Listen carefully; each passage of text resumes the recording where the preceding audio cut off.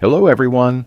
Welcome back to our channel where we dive deep into the wisdom of the world's best books to help you transform your thinking and your life. Today, we're exploring a profound yet less discussed masterpiece, How to Own Your Own Mind by Napoleon Hill.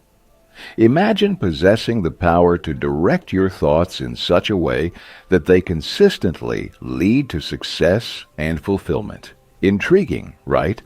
That's exactly what Napoleon Hill promises to teach us. This book goes beyond mere thinking. It's about strategically organizing and controlling your thoughts to achieve your dreams. Stay with me until the end of this audio, as you're not only going to uncover the philosophical underpinnings, but also actionable strategies that Hill provides for personal and professional excellence. Whether you're new to Hill's teachings or a seasoned follower, the insights from this summary can profoundly shift how you approach your goals. Do phrases like, "Your mind can control any situation," and "think positive" irritate you? While they carry logic, how positive do you really think you are? How can you use your mind to overcome difficulties? If you're honest with yourself, you'll recognize that sometimes your mind can be your biggest adversary. You try to achieve your desires, but often you fail. Many aspire to live with a better mindset, yet it remains elusive, leading to a cycle of fear and failure. But don't worry, this summary will guide you through a mind transformation. You'll learn the critical importance of thoughtful action, how to train your mind to seize opportunities, and most importantly, discover your true purpose and the path to achieve it. So, are you ready to take control of your mind? Creative vision. Creative vision is not something people often talk about in their daily conversations. Some might think that this term fits more into the fields of art and literature, but for the philanthropist and industrialist Andrew Carnegie, creative vision is something everyone should master. According to Andy, creative vision means the ability to recognize opportunities and take action on them. An important element of creative vision is imagination. Andrew further explains that imagination comes in two forms, synthetic and creative. Synthetic imagination involves combining ideas and principles to form an original idea. However, in today's time, nothing is completely authentic. Almost everyone has some idea, so synthetic imagination means rearranging old ideas to create something new. A prime example of someone who used synthetic imagination is Thomas Edison. He used two existing principles to invent the incandescent electric lamp, commonly known as the bulb. These were the principles of energy and the electric lamp, which were already in use during Edison's time. However, electric lamps did not last long. The light came on because it had pieces of wire connected to electric energy, producing a white glow. Electricity would burn out the lamp's metal quickly, so Edison thought of using charcoal, which could burn for hours with electric energy. This original idea from two old ideas was used by Edison for many years. Another type of imagination is creative imagination. This happens when a person creates a new idea. The artists and writers you admire use their creative imagination. They don't know where these ideas and visions come from, but they come. Back to Edison, where did the brilliant idea of using charcoal in lamps come from? In many interviews, Edison said that he just had an idea and took action on it. The same applies to the artists you like so much. Often they don't know where their lyrics, tunes, or plots come from. That's the specialty of creative imagination. Creative vision requires your imagination. In other words, you should start developing your synthetic and creative imagination for what you need. While developing your imagination, you need to remember a few things. First is the definiteness of purpose principle, which means being clear about your purpose. The thought of financial benefit can stimulate imagination. As trivial as it may sound, money makes life somewhat easier and brings its own popularity. Second is the mastermind principle. This occurs when a group sits at a table to find ways to improve a product or come up with a good business idea. It's a good way to use imagination because everyone has the same purpose in mind. Third is the going the extra mile principle. Suppose a woman does what she loves, like Anna, who loves animal rescue. She loves animals so much that she wants to find more ways to spend time with them. Anna's passion for animals stimulates her synthetic and creative imagination. Fourth is the applied faith principle. Whatever you believe in, your faith can be a great source of imagination. History is full of famous people who achieved what they wanted because of their faith. Fifth is the organized individual endeavor principle. This is a direct approach to stimulate imagination for creating something, an example being Thomas Edison's invention of the incandescent electric lamp. Organized thought. Have you ever thought about your thoughts? Have you noticed how you think? Like most people, you probably haven't. If you want to achieve what you desire, it is essential to know how you think, so you need to organize your thoughts. This can be done in two ways, through inductive or deductive reasoning. Inductive reasoning is when your thoughts are based on accepting unknown facts. For example, when the sky is overcast and it looks dark, you take an umbrella when you go out. This is inductive reasoning. Deductive reasoning means your thoughts are based on known facts. For instance, Peter is called a bachelor because he is unmarried. This reasoning does not tolerate opinions. Opinions cannot be trusted and can be dangerous. Why? Because opinions are biased and often lack knowledge or information. Therefore, to organize your thoughts accurately, you should not listen to others' opinions. It is often difficult to differentiate between fact and opinion. Here are some things the author of this book, Napoleon, wants people to know about opinions. Opinions can only be trusted when they are based on facts. Renee is among those who always have an opinion on everything. In every conversation, she makes sure to voice her thoughts, always ensuring they are based on facts. Opinions are considered free advice. Sometimes, in certain situations or problems, we should listen to our friends and family.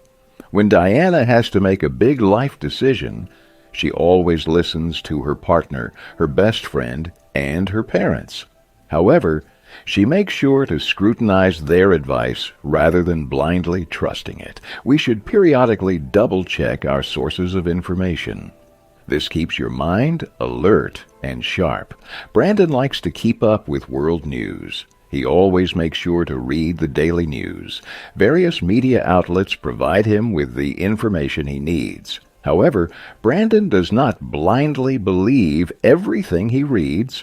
Instead, he does his research and ensures that the media outlet or report he is reading is authentic and well known. Moreover, Brandon is aware that different news reports might have different opinions on the same issue. Therefore, he ensures he reads only unbiased reporters and journalists. Being selective about the information he takes helps Brandon think correctly. Question everything. Keep gathering more information until you are convinced that something is based on fact. Organized thinking takes time and, most importantly, controlled habits. Until you make it a controlled habit, you cannot think in an organized way. Think of your mind as a camera that has lots of information stored. If you do not know what to focus on, your mind will keep capturing everything. In other words, Your brain will keep adding useless information from around the world, including useless propaganda, gossip, and trivial matters. A controlled habit will help your camera stay focused. It will be able to zoom in on a rare bird among thousands of trees. That is, you can focus and store only the important and useful information in your brain. When it comes to controlled habits, where will you start? You do this through the definiteness of purpose. For example, suppose you want to be healthy and fit. You complain about how much weight you have gained. Then you decide to become more aware of your health. However, your desire to be fit and healthy is just a desire. You are still eating unhealthy foods. You are not following a healthy lifestyle. You haven't made any changes to your environment. Controlled habits require willpower. You need to be aware and make an effort to reach your goals. Suppose you want to improve your organized thinking, but this can only happen through repetition. You no longer easily believe everything. You research the things you want to know more about. The example above is more of physical repetition. Although it is effective, you should also do mental repetition. A good example would be affirmations. Emile Coué, a psychologist and pharmacist, strongly believed in the power of thought habits or affirmations. His followers call his mantra the health and success formula. The mantra was, day by day, in every way, I am getting better and better.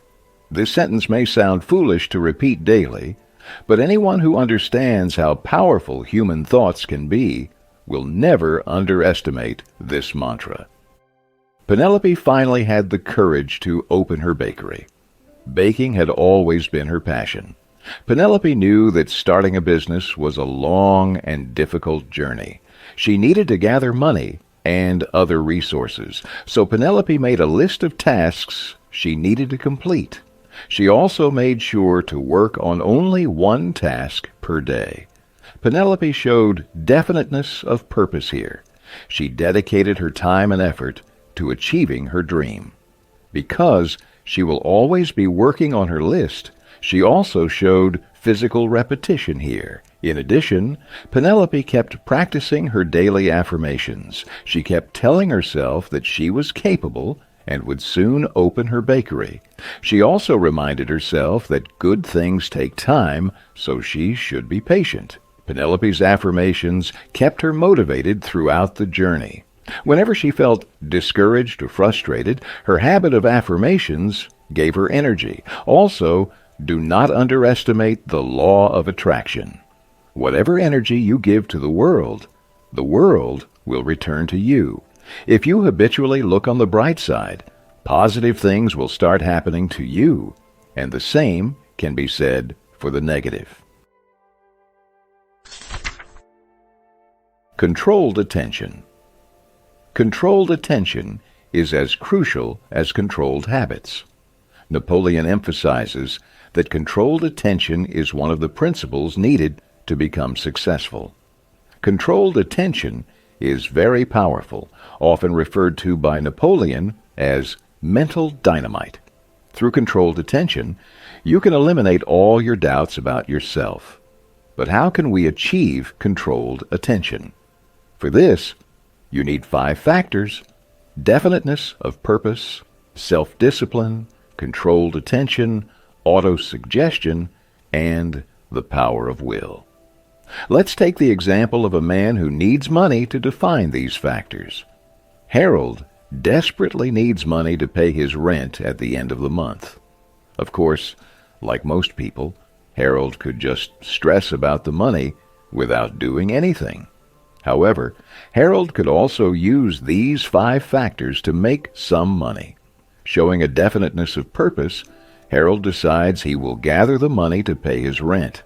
This intent keeps him alert about where he should spend his time and energy, rather than scrolling on his phone for hours. Next is bringing in self-discipline by controlling his emotions.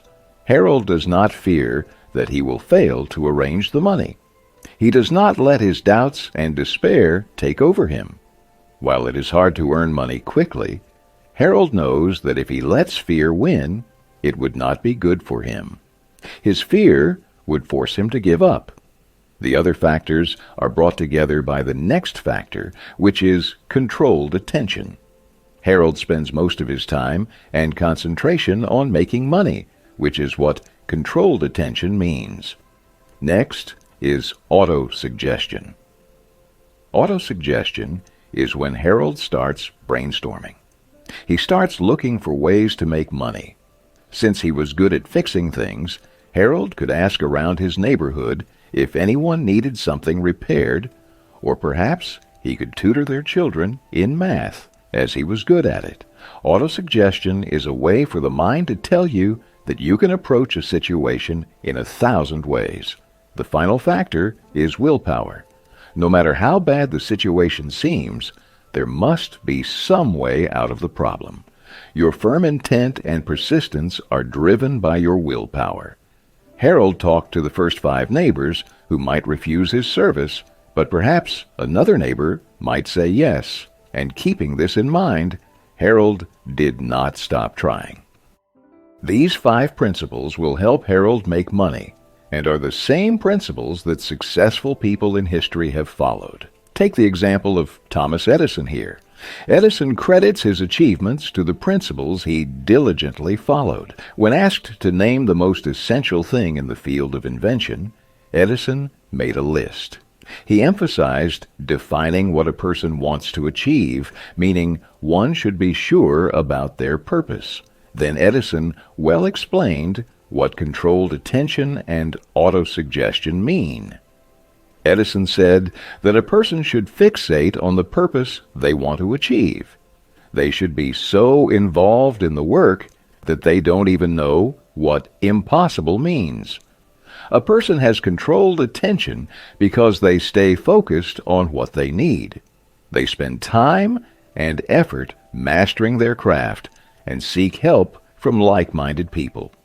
They never waste their time on things that do not help them succeed, nor do their failures, obstacles, or self-doubts stop them. This is very much like the principle of willpower. Autosuggestion also manifests in a way that if a person believes, they will achieve their purpose. Edison also pointed out a common problem among most people. Most people give up before they even start. You set limitations on yourself that prevent you from even trying. You hadn't actually started, but your mental attitude had already failed you. Alexander Graham Bell, who invented the modern telephone, also understood the importance of firm intentions and continual persistence. Alexander did not invent the telephone on his first try. He proudly says that he does not even remember how many times he failed. Was this discouraging for him? Yes. Did it stop him from trying again and again? Absolutely not. He kept trying until he successfully transmitted sound through a wire. Andrew Carnegie's analysis of controlled attention. When it comes to controlled attention, Andrew Carnegie highly praised it. Anyone can easily apply it in any area of their life and be successful in that area. Andrew views controlled attention as combining all the capabilities of the mind for one purpose. In his own case, when Andrew had to make and sell steel, he used every area of his mind. Andrew's secret to success was focusing all his attention on steel. In other words, by having a specialization, you can increase your chances of achieving what you want. But what about industries that thrive on diversity, such as retail merchandising, where there are departments for sports equipment and clothing? Here, Andrew says that controlled attention can also thrive in diversity. Retail merchandising still requires specialization. For example, their clothing department has a manager who is an expert in deciding what types of blouses and shirts should be sold. Their sports department also has an expert who advises on which sports equipment and machines will sell quickly. Thus, controlled attention can also be successful in diversity. Even in corporate jobs, you can achieve controlled attention, where there are departments, managers, and rank-and-file employees for a specific area of the company. A human resources manager never takes on the responsibilities of the chief financial officer. The same thing can be said for its employees. An employee from the accounting department does not handle tasks from the sales department. If you are unable to decide which field you should specialize in, there is no need to worry. Andrew advises that we should carefully decide where to invest our time and effort.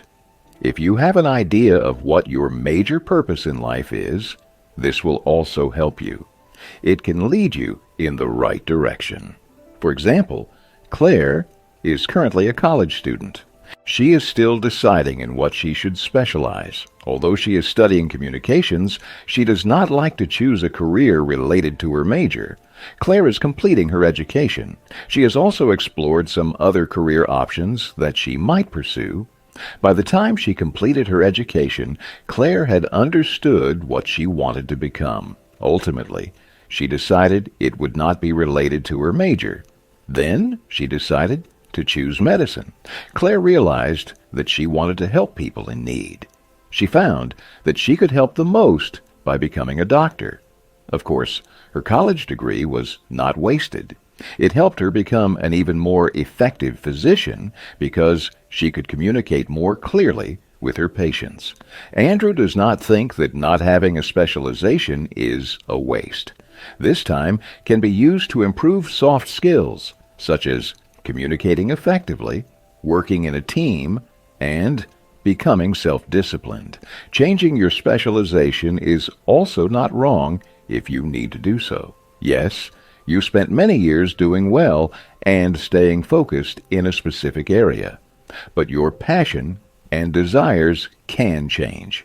Yes, starting anew in a new career might feel like you have wasted your time up until now, but a greater waste of time would be if you do not do what you have always wanted to do.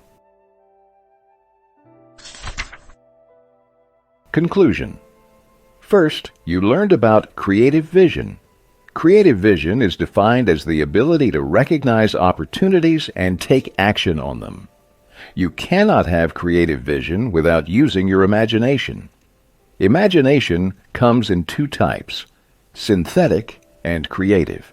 Synthetic imagination creates an original idea by combining old ideas and principles, while creative imagination occurs when someone comes up with a completely new idea. You can use 5 principles to stimulate your imagination. These are definiteness of purpose, the mastermind, going the extra mile, applied faith, and organized individual endeavor. Second, you learned how to practice organized thinking. Organized thoughts do not listen to opinions. If an organized mind hears an opinion, it fully analyzes it. You can achieve organized thought only through controlled habits. Controlled habits mean consciously striving to achieve what you need. This is done through physical and mental repetition. Third, you understood controlled attention. Controlled attention is as important as organized thought.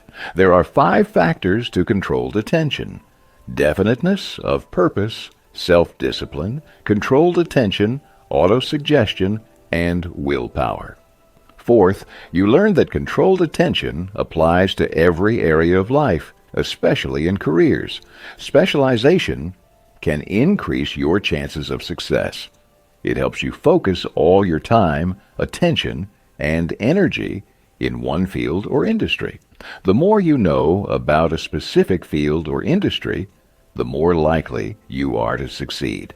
No one can stop you from achieving what you want. Ignore the fears and doubts in your mind and plan to achieve your dreams. What is the real purpose of your existence on this earth?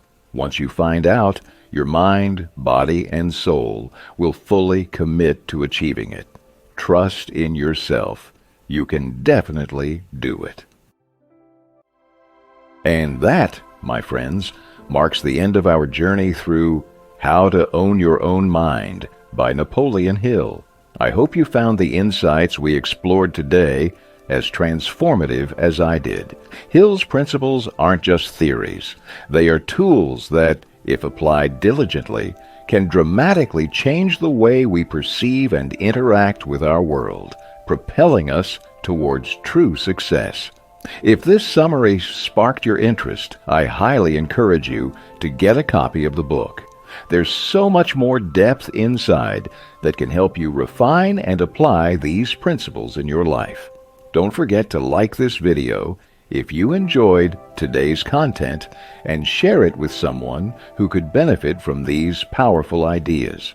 Your support inspires me to continue uncovering the wisdom hidden in the pages of the world's most impactful books.